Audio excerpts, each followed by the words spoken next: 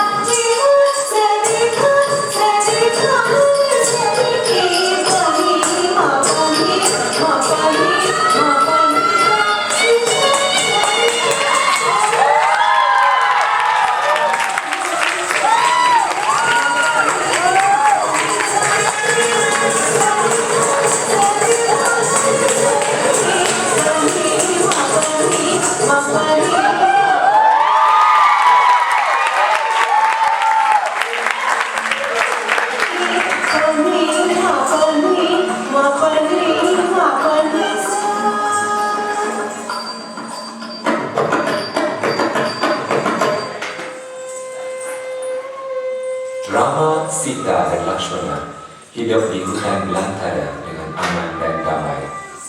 Tiba-tiba muncul seekor kijang emas yang berkilauan badannya. Sita begitu tertaman dengan kijang emas ini dan cuba mengusapnya, tetapi ia mengelak.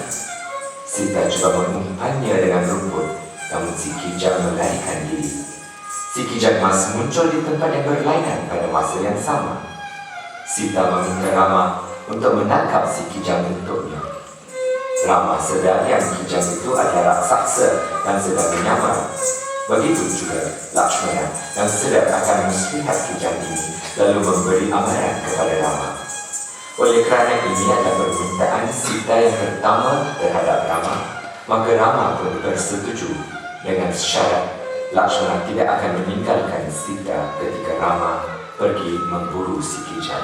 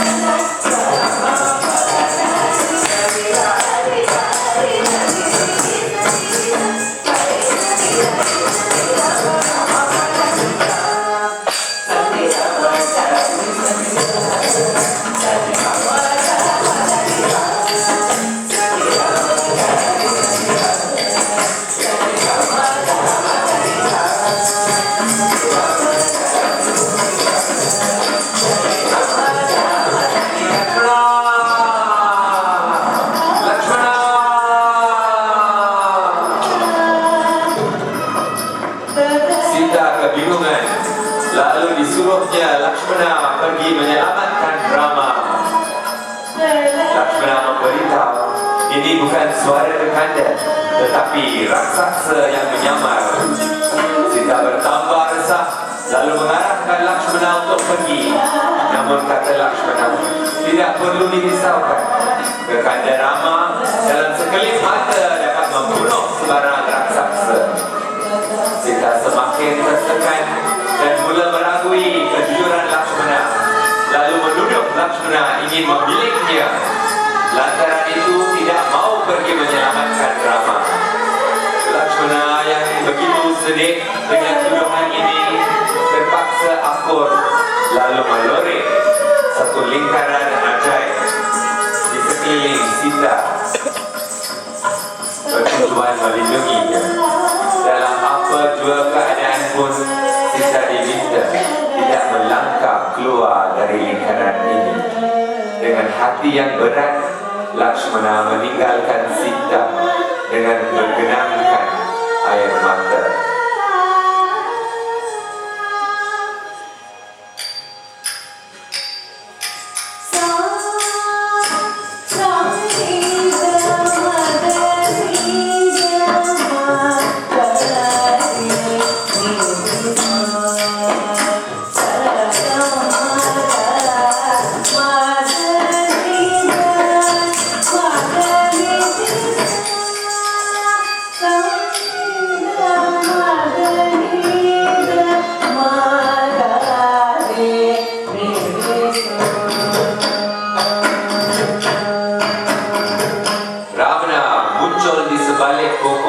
Dan terlihat Sita, lidahnya keluh tak terkata apa-apa, terpesona dengan kecantikan Sita. Lalu Ravana menyamar sebagai Sami dan meminta sedekah dari Sita. Sita begitu gembira bertemu seorang ulama, lalu meminta si Sami menunggu. Bergegas Sita ke dalam pondok untuk mengambil buah-buahan, lalu diberikan makanan itu di sebalik lingkaran garisan itu. Ravana menjadi berang lalu menuntut Sita untuk keluar dari garisan supaya dapat menduakannya makanan tersebut. Dalam keadaan serba salah ini, akhirnya Sita mengalah lalu melangkah keluar dari lingkaran garisan. Ravana terus mengangkat Sita bersertakan tanah yang dipijak Sita. Ravana takut dibakar hidup-hidup sekiranya dia tersentuh badan Sita yang sesuci api. Kelihatan Ravana terbang membelah angkasa membawa Sita bersamanya.